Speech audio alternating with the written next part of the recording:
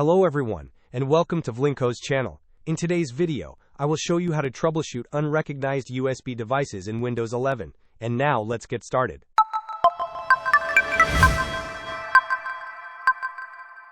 If you are experiencing issues with a USB device not being recognized in Windows 11, do not worry, we have some steps that might help resolve the problem.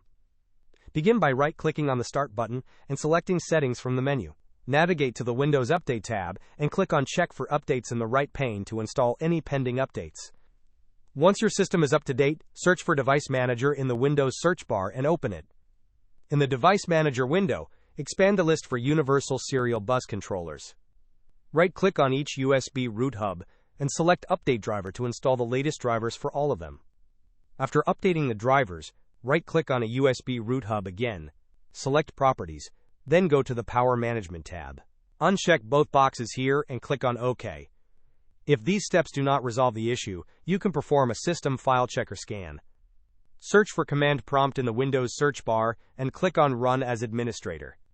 In the Command Prompt window, type the command sfc/scan now and press Enter. This command will initiate a scan of your system files and may take a significant amount of time to complete. You can minimize the Command Prompt window and continue with your work while the scan runs. If, after attempting all these solutions, the USB device is still not recognized, it is possible that the device itself is not compatible with your system. Hope this was helpful.